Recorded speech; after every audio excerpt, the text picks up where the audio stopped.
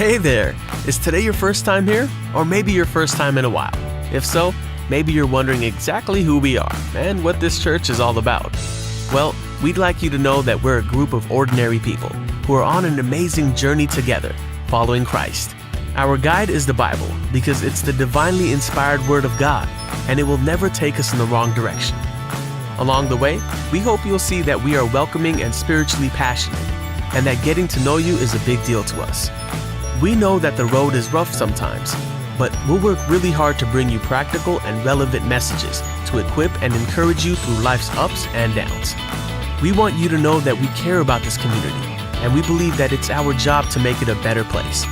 So, no matter who you are or where you've been, we're glad you're here with us today, and we hope that you'll join us on our journey, following Christ and living out His plan for us. So, welcome to church.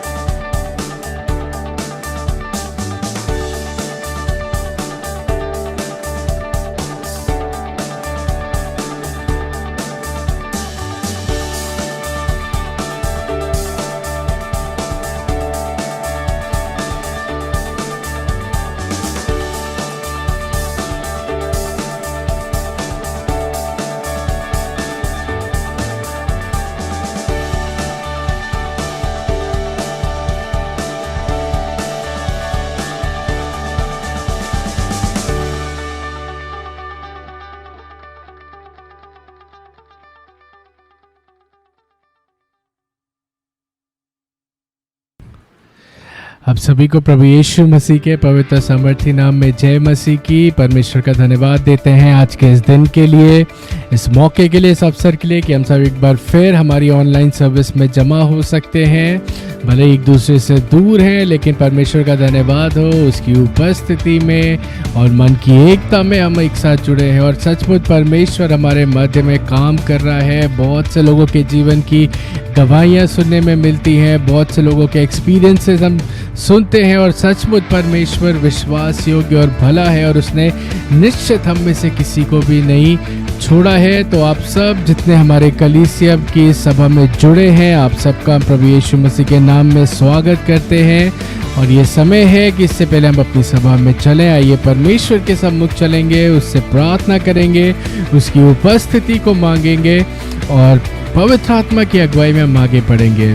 पिता परमेश्वर, हम प्रभु यीशु मसीह के पवित्र सामर्थी नाम के द्वारा आपके सम्मुख आते हैं। प्रभु सारा आदर सारी महिमा आपको देते हैं। प्रभु धन्यवाद देते हैं कि आपने हमें आज तक संभाल के रखा। प्रभु हर दुख तकलीफ मुसीबत से बचाया है। प्रभु इसके लिए धन्यवाद देते हैं परमेश्वर।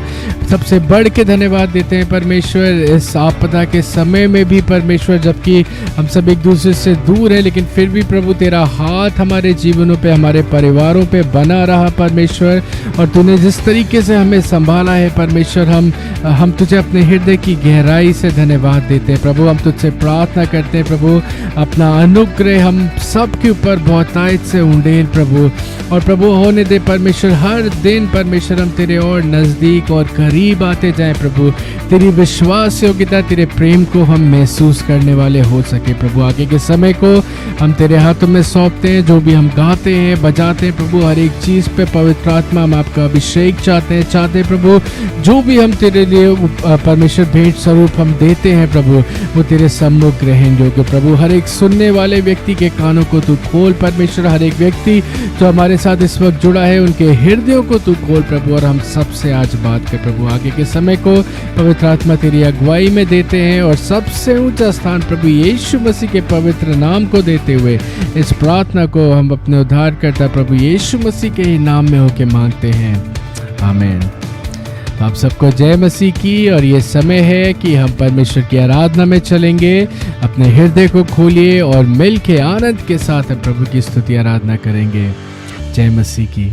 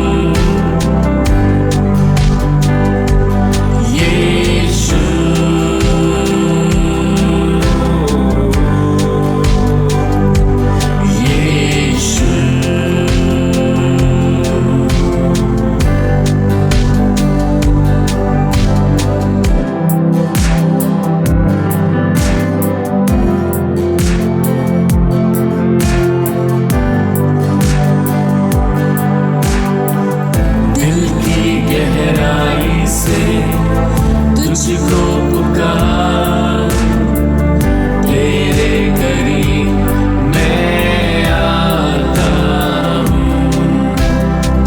जैसा भी हूँ तेरा ही हूँ, तुझको मैं क्या दे सकता हूँ।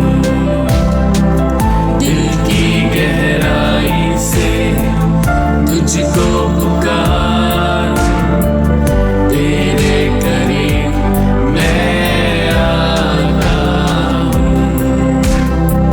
जैसा भी हूँ तेरा ही हूँ, तुझको मैं क्या दे सकता हूँ। जिंदगी मेरी तेरे बिना अधूरी है।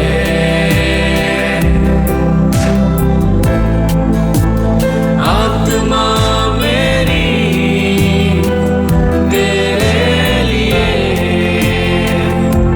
प्यासी है, मुझे तेरी जरूरत है,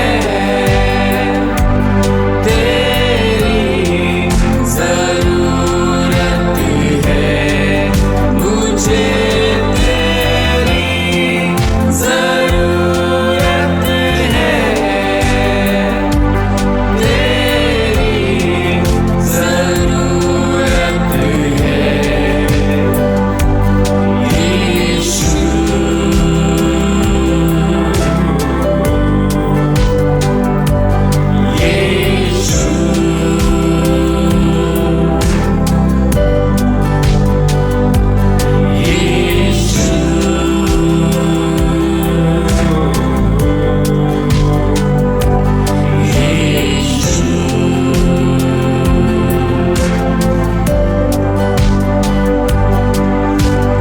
आंसू बोझ मेरे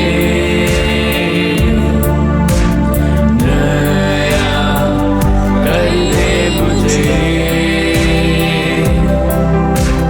आंसू बोझ मेरे बाहों में ले ले मुझे।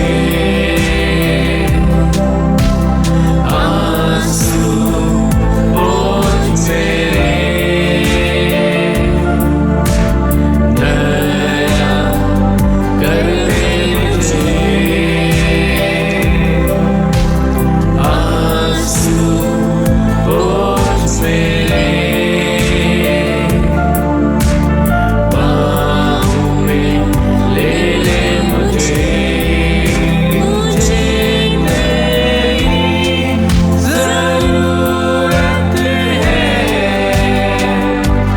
तेरी जरूरत है, मुझे तेरी जरूरत है, तेरी जरूरत है। यीशु,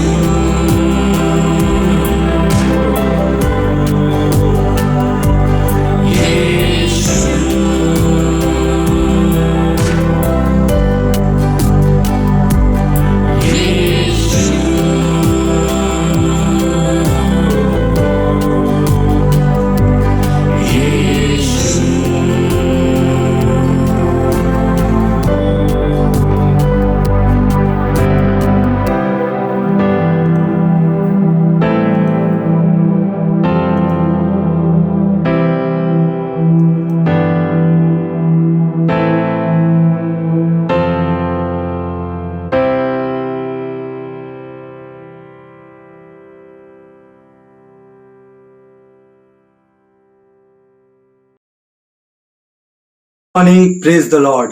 खुदावंद यीशु मसीह के मीठे और मधुर नाम में आप सबों को जय मसीह की। मेरा ये विश्वास है कि हम सब सुरक्षित हैं और खुदावंद यीशु मसीह ने अपने वचन के अनुसार हम सबों को सलामत रखा है। मैं परमेश्वर का धन्यवाद करता हूँ कि खुदा ने ये मौका दिया है कि आज की सुबह मैं आप सबों को खुदा के कलाम के द्वारा उत्साहित कर सकूं और ये बता सकूं कि हमारे लिए कितना ज़रूरी है कि हम परमेश्वर के राज में दें। जब हम परमेश्वर के राज में बोते हैं तो बाइबल कहती है खुदा उसका प्रतिफल हमें देता है। और इसके कई उदाहरण, कई बार इसका जिक्र बाइबल में भी किया गया है कि जब लोगों ने अपनी कमी घटी में से खुदा के राज में बोया है तो परमेश्वर ने इसका प्रतिफल उन्हें दिया है। तो आज की सुबह मेरे प्रियो मैं आप सबों के साथ शेयर करना चाहता हूँ लूका की पत्री उसका अध्याय 21, जहाँ पे लिखा हुआ है कंगाल विधवा के बारे में। वहाँ जिक्र है, बाइबल इस प्रकार कहती है कि यीशु मसीह मंदिर में बैठा होता है और वहाँ पे बहुत से लोग आते हैं और अपनी भेंट परमेश्वर के भवन में चढ़ाते हैं।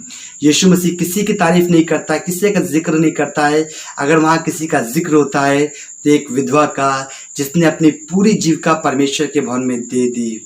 बाइबल कहती है, परमेश्वर का कलाम कहता है कि लोगों ने तो अपनी बढ़ोतरी में से दिया लेकिन इसने अपनी कमी में से दिया। और मेरा ये विश्वास है, मैं ये विश्वास करता हूँ कि जब तक वो विधवा इस संसार में होगी उसे किसी भली वस्तु की घटी नहीं होगी, क्योंकि खुदावंत यीशु मसीह परमेश्वर उसकी सुधि आप लेता होगा। तो मेरे प्रियो मैं आपको उत्साहित करना चाहता हूँ, जबकि हमारे देश में लॉकडाउन लगा हुआ था और किसी की भी फाइनेंशियली कंडीशन सही नहीं थी, ऐसे समय पे जब परमेश्वर के भवन में देने की बात आती है तो हम ये सोचते हैं कि कहीं ना कहीं परमेश्वर के भवन में बीज ना बो के, परमेश्वर के भवन में भेंट ना दे के उस पैसे को कहीं और यूज़ कर ले। और हमारे पास कई और भी जगह होती है जहाँ हम उस पैसे को लगा सकते हैं। कई बार हम सोचते हैं अपने बच्चों की पढ़ाई के लिए, कई बार हम सोचते हैं अपने घर के रेंट के लिए, कई बार हम सोचते हैं अपनी ज़रूरतों के सामान के लिए, और इस भेंट को हम खुदा के भवन में ना दे के कहीं और यूज़ कर लेते हैं। तो मैं आपको बताना चाहता हूँ, आपके पास जितना भी है, जो भी आपका बेस्ट है, आप उसे खुदा के भवन में दें, परमेश्वर के भवन में दें, और ये विश्वास करिए कि परमेश्वर इसका प्रतिफल आपको देगा। क्योंकि ना केवल इस विधवा के जीवन में, और भी कई जगह पे इसका उदाहरण हम देखते हैं कि जब कभी लोग निराश थे, तकलीफ में थे, दुख में थे या समस्या में थे और उन्होंने अपना बेस्ट परमेश्वर को दिया, तो परमेश्वर ने भी अपना बेस्ट उनको दिया। आप खुदा पे विश्वास करिए। यदि आपके पास आज कुछ भी घटी है, हो सकता है आपके पास बिल्कुल बैंक बैलेंस ना हो सकता, आपके पास घर में खाने को ना हो सकता है आपने अपने बच्चों की फीस ना जमा की हो सकता है आपने अपने घर का किराया भी ना दिया हो। ऐसे समय पे बस आप परमेश्वर पे विश्वास करिए, खुदा पे विश्वास करके उसके राज में बोइए, और ये विश्वास रखिए सच में खुदा आपको उसका प्रतिफल देगा। तो मेरे प्रियो याद रखिए, हमारा परमेश्वर बढ़ाने वाला परमेश्वर है। मलाकी की पुस्तक में लिखा है कि परख के देखो यहोवा कैसा है। तो आप खुदा पे विश्वास रखिए और ये जानिए कि सच में हमारा खुदा हमारी आशीषों को मल्टीप्लाई करता है। तो आप परमेश्वर के भवन में बोइए और ये विश्वास रखिए कि सच में खुदा आपकी हर एक जरूरतों को पूरी करेगा। आप सबों को जय मसीह की।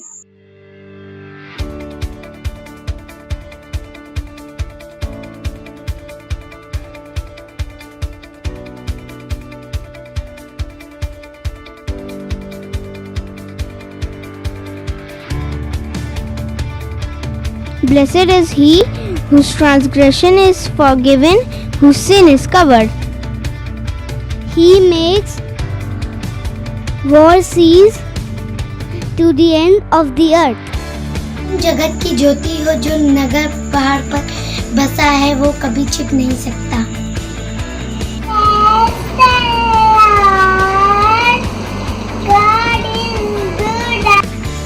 Your name always make them happy.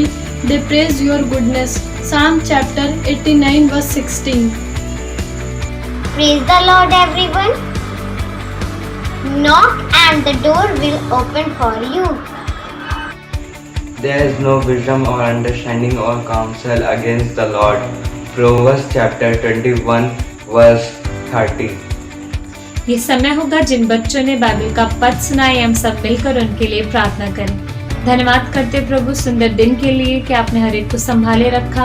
हम प्रार्थना करते संडे स्कूल के बच्चों के लिए प्रभु जी, जो आपने हमारी कलीसिया में दी। हम धन्यवाद करते प्रभु, हर एक की संग हुई, हर एक को अपनी महिमा के लिए इस्तेमाल कीजिए प्रभु जी। होने दीजिए इस उम्र में प्रभु आपके वचनों में यह बढ़ने वाले हो सके प्रभु जी। हम प्रार्थना करते इनकी पढ़ाई लिखाई में इनकी सहायता कीजिए खुदावन। और होने दीजिए परमेश्वर इनके द्वारा बहुतेरे आपको जानने वाले हो सके। परमेश्वर पिता ने अपनी बुद्धि ज्ञान समझ से भरिए परमेश्वर प्रभु जी, इनके घरों को इनको आशीषें दीजिए बहुतायत से प्रभु जी। हम प्रार्थना करते परमेश्वर कि आपने हमारी प्रार्थना को सुना, इस प्रार्थना निंदा को अपना धारण करता प्रभु यीशु मसीह के नाम से मांगते हैं, आमीन। ये समय होगा परमेश्वर के वचन का। Praise the Lord. प्रभु का धन्यवाद हो कि उसने हमें ऐसा कुशल रखा और आज फिर एक मौका दिया कि हम आपसे बातचीत कर सकते हैं। पिछले हफ्ते में प्रभु ने हमें हर एक रीति से अपने हाथों तले सुरक्षित रखा और हर एक को सुरक्षित रखा, इसके लिए हम प्रभु को धन्यवाद देते हैं। और पिछले हफ्ते जो कुछ भी प्रभु ने हमारे लिए योजनाएं बनाई थी, वो योजनाएं हमारे जीवनों में पूरी हुई, उसके लिए भी प्रभु का धन्यवाद हो। और इस समय हम विशेषकर वचन में चलेंगे सीधे, और आज के लिए जो वचन प्रभु ने मुझे दिया है वो है यूहन्ना रचित सुसमाचार, उसका 15वां अध्याय और उसका 16 पद। यूहन्ना की इंजील 15 बाब उसकी 16वीं आयत। यहाँ प्रभु यीशु मसीह कहता है, Ye have not chosen me, but I have chosen you and appointed or ordained you that ye should go and bring forth fruit, and that your fruit should remain, and whatsoever ye shall ask of the Father in my name, he may give it to you.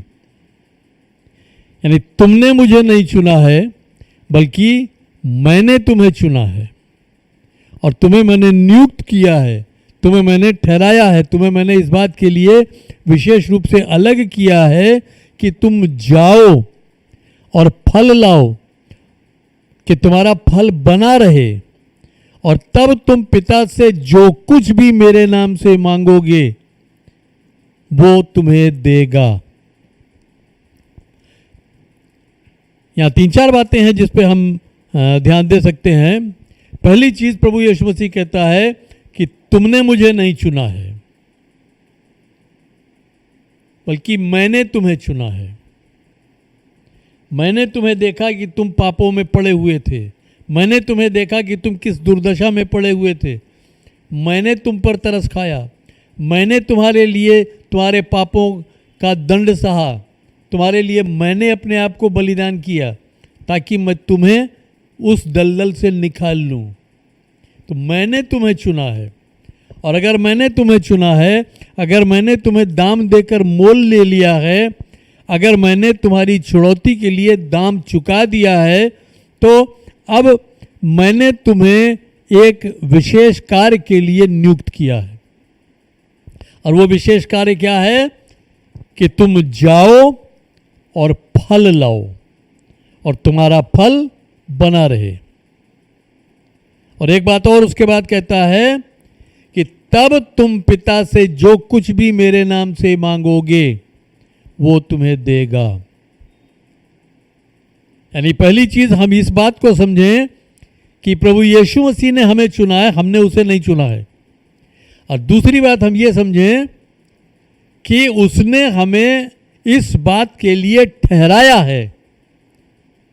ये हमारा अपना चुनाव नहीं है, बल्कि उसने हमें ठहराया है, क्योंकि अब हम अपने नहीं हैं।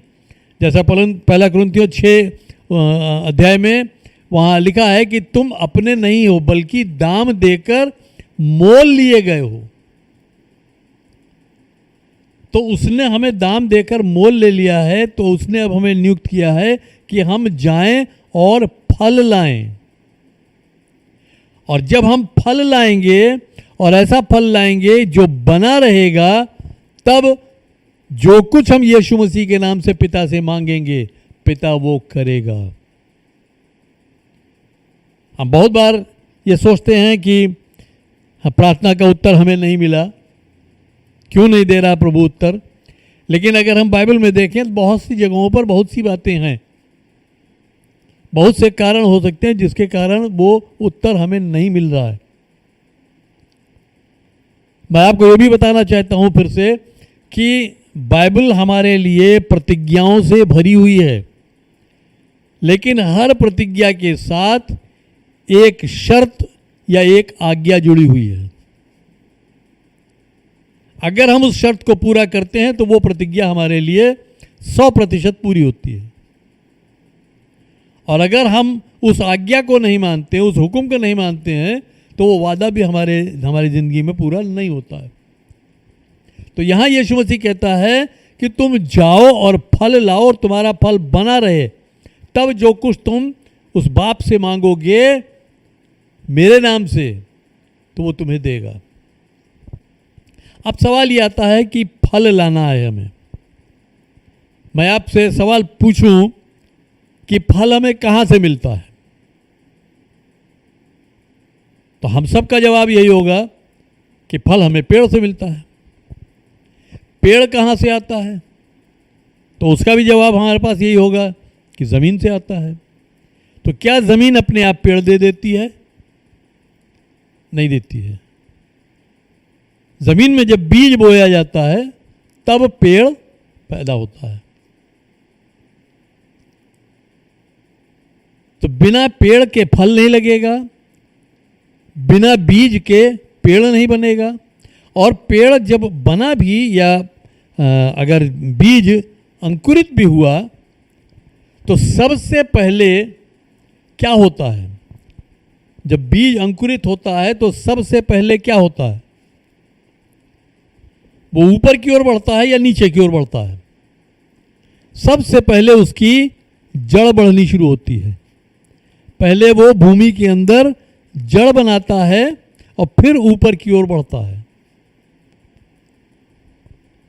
और एक बड़ा पेड़ जब उसमें फल लगता है, जैसे उदाहरण के तौर पर अगर हम ले लें, ये एक आम का पेड़ है, उसमें जब फल लगता है,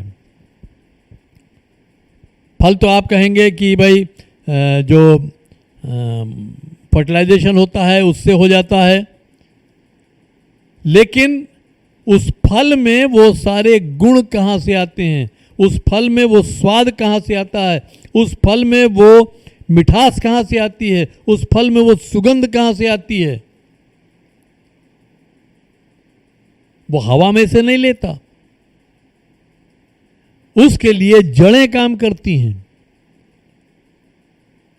जड़ है जो जमीन में से पानी को सोखती है और ऊपर तक पहुंचाती है।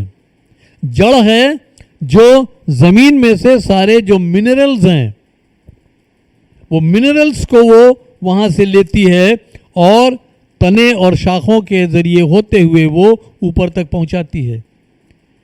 तो फल में वो सारे गुण पैदा करने के लिए जड़ें परिश्रम करती हैं। जड़ें हैं जो वो सारे गुण नीचे से लेके ऊपर तक पहुंचाती हैं, क्योंकि वो सारे तत्व, वो सारे मिनरल्स जो हैं, वो सारे मिनरल्स जमीन में हैं, वहां से उसको ऊपर तक पहुंचाना है। तो जब तक जड़ मजबूत नहीं होगी, जब तक जड़ भूमि के अंदर नहीं होगी, तब तक वो भूमि से न तो नमी ले पाएगी और न ही वो सारे मिनरल्स ले पाएगी और न ही वो ऊपर तक पहुंचा पाएगी और न वो फल पकेगा कभी, न उस फल में कोई स्वाद आएगा, न उस फल में कोई खुशबू आएगी। तो हमें अगर फल लाना है, हम पेड़ हो गए, तो हमें अगर फल लाना है तो फल लाने के लिए हमारे जीवन में भी, हमारी ज़िंदगी में भी जड़ होनी चाहिए। और वो जड़ कहाँ होनी चाहिए? मैं 4 तरह की जड़ों की बात करता हूं कि हमें 4 बातों में जड़ पकड़ने की ज़रूरत है। हमें जड़ पकड़नी है मसीह में, हमें जड़ पकड़नी है वचन में, हमें जड़ पकड़नी है प्रेम में, और हमें जड़ पकड़नी है कलीसिया में। यानी हमें 4 दिशाओं में जड़ पकड़नी है। अब बिना ये चारों दिशाओं में जड़ पकड़े हुए हम अच्छा फल नहीं ला सकते। यीशु मसीह ने जब बीज बोने वाले का दृष्टांत बताया कि बीज बोने वाला बीज बोने निकला और उसने जब बीज बोए, उसने जब बीज छितराए तो कुछ सड़क किनारे गिर गए कुछ पथरीली भूमियों में गिर गए, कुछ झाड़ियों में गिर गए और कुछ अच्छी भूमि में गिरे। जो सड़क किनारे गिरे वो रौंदे गए और उनको चिड़ियाँ चुग ले गईं। जो पथरीली भूमि में गिरे वो जल्दी उगे, लेकिन क्या हुआ कि जब धूप हुई, जब तेज धूप हुई, तो क्योंकि वो पथरीली भूमि थी, वो जड़ नहीं पकड़ पाए थे, इसलिए वो सूख गए और मर गए। वो पौधे पनप नहीं पाए क्योंकि वो जड़ें अंदर नहीं जा पाई और जड़ें वहां से नमी नहीं खींच पाई। तीसरे वो थे जो झाड़ियों में गिरे, उगे, बढ़े, लेकिन उनसे जो पहले झाड़ियां थी उन झाड़ियों ने उन्हें दबा दिया। यानी संसार की तमाम बातों ने, तमाम चिंताओं ने, तमाम अभिलाषाओं ने, तमाम परीक्षाओं ने, उन सब ने मिलकर उसे दबा दिया और वो फल नहीं ला पाया, क्योंकि वो वहां तक बढ़ ही नहीं पाया जहां उसको फल लाना चाहिए था। कुछ अच्छी भूमि में गिरे जो धीरज के साथ 100 गुना, 60 गुना और 30 गुना फल लाए। अब सवाल ये है, हमने प्रभु यीशु मसीह के हाथों में अपने जीवन को सौंप दिया, या यूं कहें प्रभु यीशु मसीह ने हमारे जीवन को दाम देकर छुड़ा लिया और खरीद लिया है। तो वचन हमें क्या कहता है? कुलुस्सियों 2 अध्याय उसके 6 से 8 पद में यहाँ लिखा है, अतः जैसे तुमने मसीह यीशु को प्रभु करके ग्रहण कर लिया है, वैसे ही उसी में चलते रहो। अगर यीशु मसीह को प्रभु करके ग्रहण कर लिया है तो पहला काम क्या करना है कि उसी में चलते रहो और उसी में जड़ पकड़ते और बढ़ते जाओ। यीशु मसीह में ही जड़ पकड़ते जाओ और बढ़ते जाओ। जैसे तुम सिखाए गए वैसे ही विश्वास में दृढ़ होते जाओ और अधिकाधिक धन्यवाद करते रहो। और फिर अगला पद जो कहता है, और चौकस रहो, सावधान रहो, सचेत रहो कि कोई तुम्हें उस तत्व ज्ञान और व्यर्थ धोखे के द्वारा अपना अहेर या अपना शिकार न बना ले, जो मनुष्यों की परंपराओं और संसार की आदि शिक्षा के अनुसार तो है, पर मसीह के अनुसार नहीं। जब हम मसीह यीशु में बढ़ने की कोशिश करते हैं तो उस समय बहुत से लोग हमें तरह तरह की शिक्षाएं देने लगते हैं, तरह तरह से हमें समझाने बुझाने लगते हैं कि ये ऐसे नहीं वैसे होना चाहिए, वो वैसे नहीं वैसे होना चाहिए, ये इसको इस तरह से करना चाहिए, उसको उस तरह से करना चाहिए, वगैरह वगैरह। तो यहाँ पौलुस क्या लिखता है कि चौकस रहो कि कोई तुम्हें उस तत्व ज्ञान और व्यर्थ धोखे के द्वारा अपना शिकार न बना ले। बहुत से लोग ऐसे होंगे जो धोखे से आपको शिकार बनाना चाहेंगे, आपको सत्य से भटकाना चाहेंगे, क्योंकि वो शैतान जो है वो आपको सत्य में स्थिर नहीं देखना चाहता। वो चाहता है कि आप फिर सत्य से भटक जाएं। इसीलिए पौलुस लिखता है कि मसीह को तुमने प्रभु करके ग्रहण कर लिया है तो अब उसी में जड़ पकड़ते जाओ, उसी में बढ़ते जाओ। जितना तुम्हारी जड़ें मसीह में मजबूत होंगी उतना ही किसी का तुम्हारे लिए वहां से उखाड़ के कहीं और ले जाना मुश्किल होगा। मिसाल के तौर पे, उदाहरण के तौर पे, एक मूली का पौधा लगा है और एक मान लीजिए अरहर का पौधा लगा है। इन दोनों में से किसको उखाड़ना आसान है? जाहिर सी बात है आप कहेंगे मूली को। क्यों? क्योंकि मूली की जड़ जो है वो बिल्कुल सीधी सीधी है, बिल्कुल सीधी सीधी आप उखाड़ोगे तो वो उखड़ जाएगी। लेकिन अरहर की जड़ें महीन महीन फैली हुई हैं, उसको उखाड़ना उतना आसान नहीं है। और वही मैं कहूँ कि बरगद और पीपल को उखाड़ना या नीम को उखाड़ना वो और भी मुश्किल है, क्योंकि उसकी जड़ें बहुत फैलती हैं, मोटी मोटी फैलती हैं, गहरे तक जाती हैं। जितना बड़ा पेड़ उतनी गहरी जड़ें उसकी होती हैं। और अगर जड़ें मजबूत ना हो तो पेड़ तूफान में, आंधी में गिर जाएगा।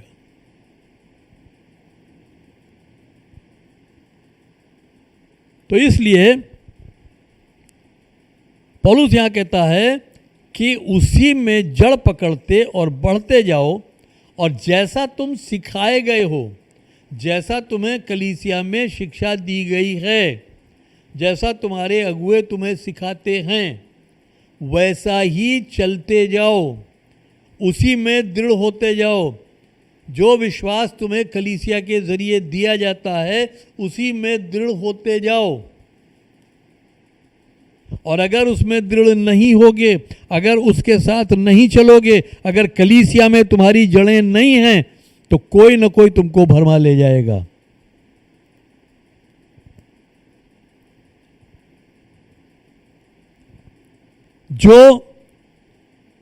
जो इस कलीसिया रूपी क्यारी में रोपे गए हैं, वो इस कलीसिया से, अगर इस कलीसिया में जड़ें अपनी मजबूत बनाते हैं और इस कलीसिया के साथ जुड़े रहते हैं, तो इस कलीसिया से भोजन पानी सब कुछ पाते हैं। वो सारा जो नमी उनको चाहिए और जितना उनको मिनरल्स चाहिए वो सब कलीसिया से मिलते हैं। लेकिन अगर कोई उखड़ के किसी और जगह चला जाता है तो फिर वहां जो यहां मिल रहा है वो वहां नहीं मिलता है। वहां क्या मिलता है ये वो जाने। हो सकता है इससे बेहतर मिले, हो सकता है इससे कम मिले। लेकिन हमें एक बात को समझना चाहिए कि जिसको प्रभु ने जहां रोपा है वो अपनी इच्छा से उस क्यारी के बाहर न जाए, क्योंकि अगर वो अपनी इच्छा से क्यारी से बाहर जाएगा तो अपनी जड़ें छोड़ देगा, और जब तक वो दोबारा जड़ें पकड़े कहीं तब तक वो मुरझाने लगेगा, और नतीजा यह होगा कि वो फल नहीं ला पाएगा। तो यहां बात यह है कि अगर हमने प्रभु यीशु मसीह को ग्रहण कर लिया है और उसको अपना प्रभु मान लिया है, तो अब हमें उसी में जड़ पकड़ते जाना है और उसी में बढ़ते जाना है, और जैसा सिखाए जाते हैं उसी में दृढ़ होते जाना है, उसी विश्वास में दृढ़ होते जाना है, और अधिक धन्यवाद करते रहो। प्रभु का जितना अधिक धन्यवाद कर सकते हो उतना धन्यवाद करो। जिस बात के लिए धन्यवाद कर सकते हो उस बात के लिए धन्यवाद करो, क्योंकि जितना तुम धन्यवाद करते हो उतना परमेश्वर के हृदय को तुम आनंद देते हो। जितना तुम धन्यवाद करते हो उतना तुम्हारी अपनी आत्मा स्वतंत्र होती है। और धन्यवाद जो है ये हमको लेके जाता है स्तुति की ओर, स्तुति और आराधना की ओर। अगर हमारे हृदय में धन्यवाद नहीं है तो हम स्तुति नहीं कर सकते, और अगर हम धन्यवाद दे रहे हैं तो धन्यवाद अपने आप स्तुति में बदल जाता है। और अगर आपको इस पर यकीन नहीं है तो आप अपने जीवन में आगे से देखिएगा कि कोई भी अगर किसी को ज़्यादा धन्यवाद दे रहा है तो धन्यवाद के साथ साथ फिर वो उसकी तारीफ भी करना शुरू करता है। या आप भी ऐसा करते होंगे, अगर आप किसी को धन्यवाद दे रहे हैं, बार बार धन्यवाद दे रहे हैं, तो आप उसकी तारीफ भी कर रहे हैं साथ में। कि अरे आप ऐसे हैं, आपको धन्यवाद न दूं तो कैसे न दूं, आपने जो किया तो उसके लिए आपको धन्यवाद कैसे न दूं। इस तरह से आप उसकी तारीफ भी कर रहे हैं। तो जितना हम धन्यवाद देते हैं उतना हम स्तुति करते हैं, और जितना हम स्तुति करते हैं उतना हम स्वतंत्र होते जाते हैं, और एक समय वो आता है कि हम आराधना में पहुंच जाते हैं। तो धन्यवाद देते रहेंगे तो हम स्वतंत्र रहेंगे। जब हम स्वतंत्र रहेंगे तो हम प्रभु यीशु मसीह के वचन को सुन भी पाएंगे, उसके वचन को हम पढ़ेंगे तो उसको समझ भी पाएंगे और उसमें जड़ भी पकड़ पाएंगे। और पौलुस ये कहता है कि चौकस रहो, सचेत रहो कि कोई तुम्हें उस ज्ञान और व्यर्थ धोखे के द्वारा अपना शिकार न बना ले। यीशु मसीह ने साफ कहा कि अंत के दिनों में क्या होगा, बहुतेरे झूठे भविष्यवक्ता, बहुतेरे झूठे प्रचारक उठ खड़े होंगे। जो इतनी खूबसूरती से भरमाएंगे कि आपको पता भी नहीं चलेगा। उदाहरण के तौर पर एक घर में अगर चौकसी के लिए 4 खूंखार कुत्ते पले हुए हैं और चोर वहां रात में आता है, तो उन कुत्तों के रहते हुए वो घर में नहीं घुस सकता।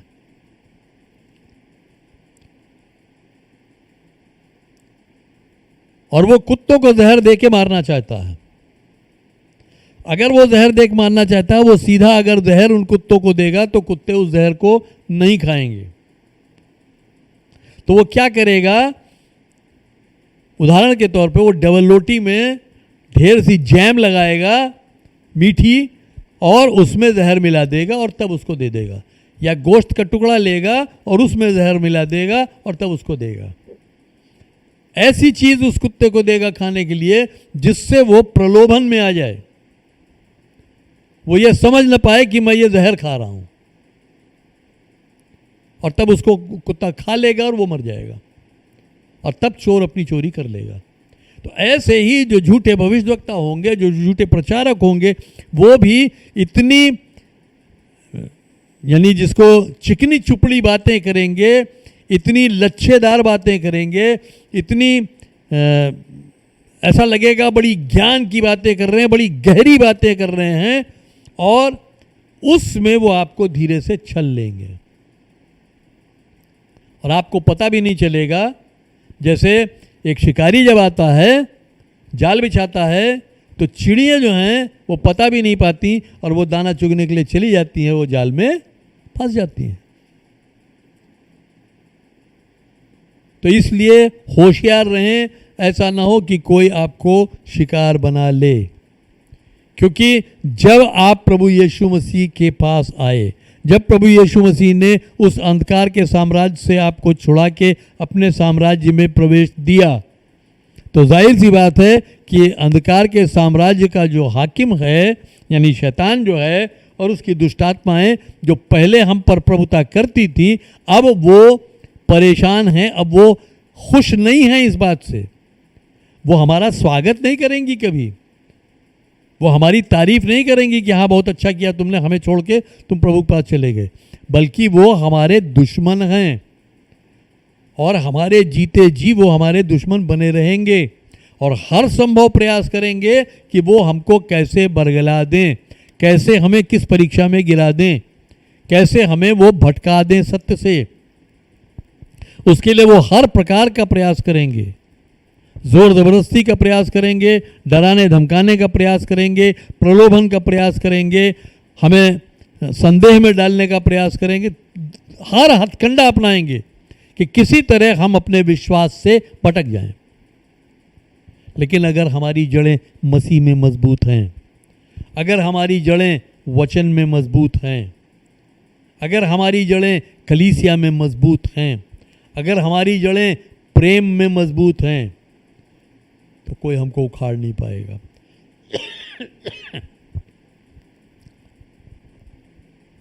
अगर प्रेम है तो हम एक दूसरे से अलग नहीं होंगे, कुछ भी हो जाए। और अगर प्रेम नहीं है, अगर प्रेम में हमारी जड़ें मजबूत नहीं हैं, तो छोटी सी भी कोई बात होगी तो वो दुष्ट हमसे तुरंत कहेगा, देख लो फलाने ने तुमसे प्रेम नहीं किया, फलाना तुमसे प्रेम नहीं करता, इसीलिए देखो उसने तुम्हारी कोई चिंता नहीं की, तुमसे बात भी नहीं की। और आपने वो उस दुष्ट की बात को मान लिया और अपने दिल में रख लिया और आपने कलीसिया से दूरी बना ली। ऐसे में क्या होगा, आपको जो रसद मिल रही थी, आपको जो खुराक मिल रही थी, वो मिलनी बंद हो गई। आपकी जड़ें जहां पनप रही थी, वहां से आपने अपनी जड़ें खींच ली। अगर प्रेम होगा तो हम वहीं रहेंगे। एक परिवार में अगर प्रेम है तो चाहे जो हो जाए, माँ बाप कितना भी डांट लें, मार लें, भाई बहन में आपस में कितना भी झगड़ा भी हो जाए, मारपीट भी हो जाए आपस में, तो भी आपस का प्रेम उनका नहीं खत्म होता। वो आखिर में ये कहते हैं, चलो ठीक, जो हुआ वो गलत हुआ, आखिर हम भाई बहन हैं, हम भाई भाई हैं, हमारे अंदर प्रेम होना चाहिए, हम प्रेम में बने रहेंगे। एक दूसरे से माफ़ी मांग लेते हैं और एक दूसरे से गले लग लेते हैं और परिवार में वो बने रहते हैं। और जिसके अंदर प्रेम की कमी होती है वो परिवार को छोड़ के बाहर हो जाता है और फिर वो कठिनाइयों में आता है, जैसे हमने उड़ाऊ पुत्र के जीवन में देखा था।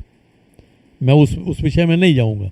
तो कहने का मतलब ये है कि हमारी जड़ें कलीसिया में भी मजबूत होनी चाहिए, हमारी जड़ें मसीह में भी मजबूत होनी चाहिए, हमारी जड़ें वचन में भी मजबूत होनी चाहिए, हमारी जड़ें प्रेम में भी मजबूत होनी चाहिए। चौतरफा जड़ें अगर होंगी तो किसी भी दिशा से अगर हमारे ऊपर तूफान आ रहा है, तूफान के थपेड़े आ रहे हैं, तो हमारा पेड़ जो है वो स्थिर खड़ा रहेगा, वो नहीं उखड़ेगा।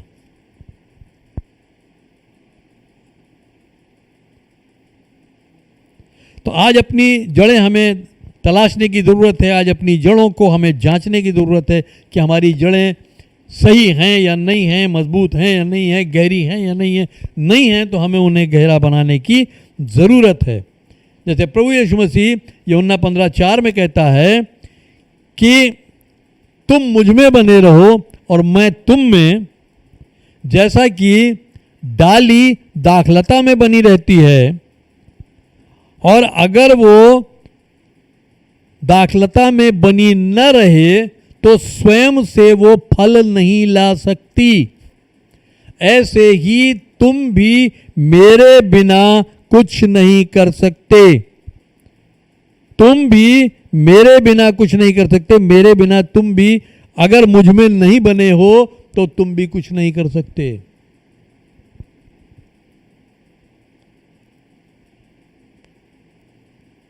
यीशु मसीह कहता है सच्ची दाखलता मैं हूं और तुम डालियां हो। तो डालियां अगर फल लाएंगी तो वो कहां से आखिर अपनी खुराक लेंगी? उसी पेड़ से तो लेंगी जिसमें वो जुड़ी हैं। और वो पेड़ कहां से उनको देगा? उस जमीन से खींच के देगा।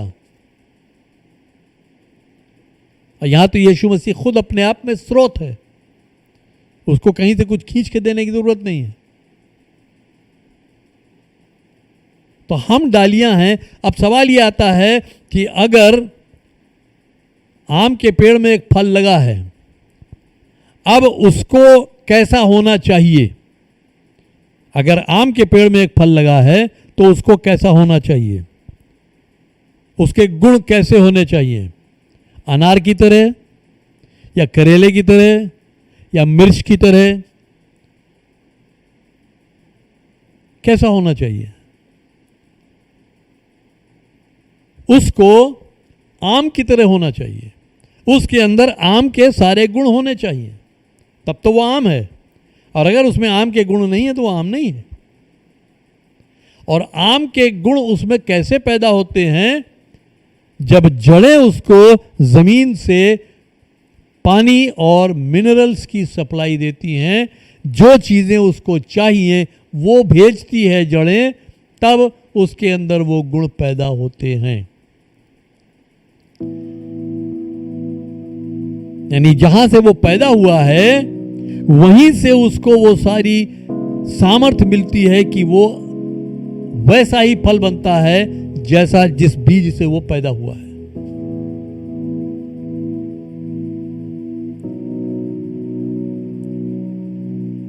और अगर हम यूहन्ना की इंजील उसके पहले अध्याय में जाएं तो वहां लिखा है कि जितनों ने उसे ग्रहण किया उसने उन्हें परमेश्वर की संतान होने का अधिकार दे दिया।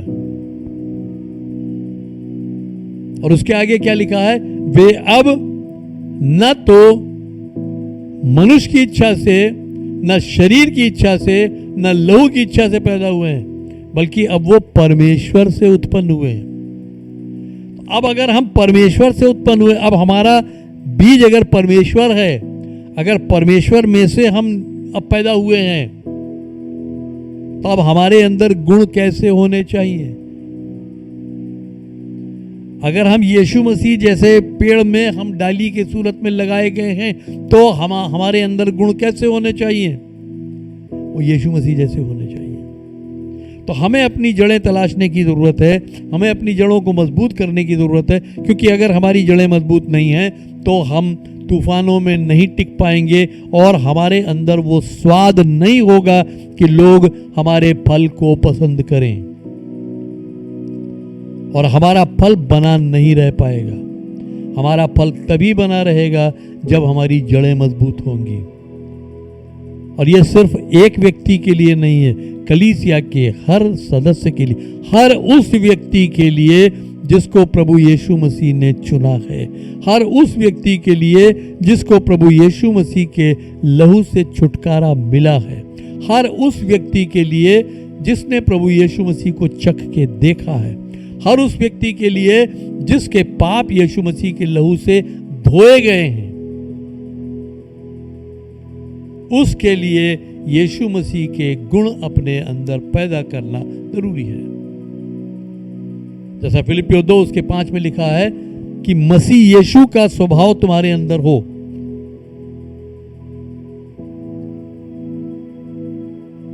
जो स्वभाव यीशु मसीह का है वही स्वभाव हमारा होना चाहिए, वही गुण हमारे अंदर होने चाहिए, सारी कैरेक्टरिस्टिक्स हमारी वही होनी चाहिए, सारी विशेषताएं वही होनी चाहिए।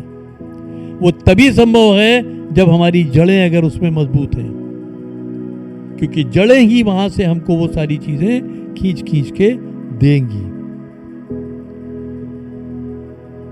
कुलुस्सियों 3:16 में लिखा है कि परमेश्वर के वचन को बहुतायत से अपने हृदय में बसने दो। क्यों? वही जड़ें हैं तुम्हारी जड़ वही है, उसी जड़ से तुम अपने लिए जो तुम्हें जरूरी है, जितने तत्व जरूरी हैं वो उसको वहां से खींच के तुमको मिलेंगे। जड़ें हैं जो सारे खनिज नीचे से ऊपर तक भेजती हैं।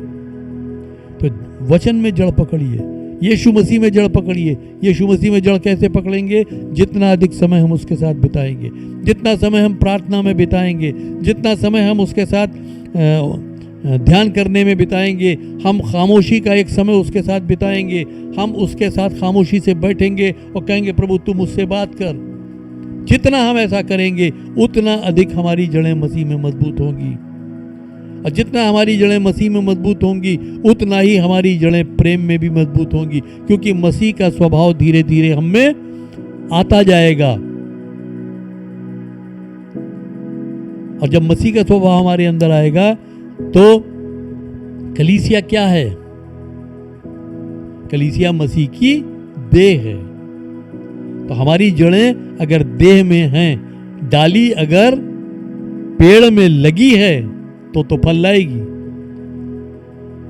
यीशु मसीह कहता है सच्ची दाखलता मैं हूं और तुम सब डालियां हो, और जो डाली मुझ में है और नहीं फलती उसका क्या होगा?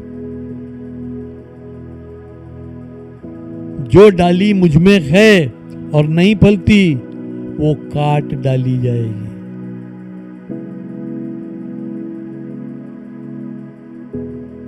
हम जो उसमें बने हुए हैं तो हम छांटे जाते हैं ताकि हम और अधिक फल लाएं। और वो छांटे जाना थोड़ा कष्टदायी होता है, लेकिन अगर हम उस कष्ट को झेलने के लिए तैयार नहीं हैं तो फिर हमारे पास एक विकल्प बचता है कि हम काट डाले जाएंगे।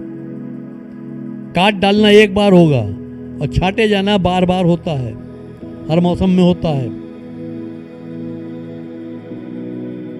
लेकिन जितना अधिक छांटे जाएंगे उतना अधिक फलवंत होंगे, और काट दिए गए तो फिर कभी फल नहीं लगेगा, अलावा इसके सूख जाएंगे और आग में जला दिए जाएंगे, हम अनंत विनाश में पहुंच जाएंगे। तो इसलिए मेरे अजीजों इस बात को ध्यान रखें, यीशु मसीह ने हमें चुना है और इसलिए ठहराया है कि हम फल लाएं और फल बना रहे। मत्ती 3 उसके 10 में यीशु मसीह जब उसने सेवकाई शुरू की तो उसने कहा कि देखो कुल्हाड़ा पेड़ की जड़ पर रख दिया गया है, पेड़ की जड़ पर रख दिया गया है, और अगर पेड़ फल नहीं लाएगा तो वो काट डाला जाएगा। उसको फिर जमीन घेरने का अधिकार नहीं है।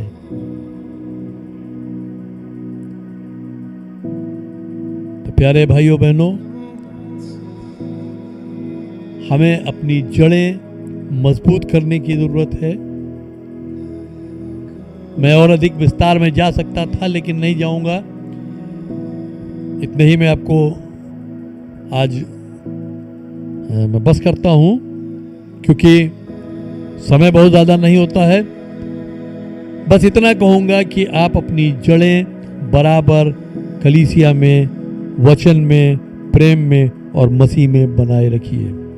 जैसे बिना बीज के जड़ नहीं आती, बिना जड़ के पौधा नहीं तैयार हो पाता, बिना जड़ के पेड़ नहीं तैयार हो पाता, बिना जड़ के फल नहीं लग पाता, वैसे ही बिना वचन के जो बीज है, बिना वचन के हमारी भी जड़ें अधूरी हैं, हमारी भी जड़ें नहीं पनप सकती।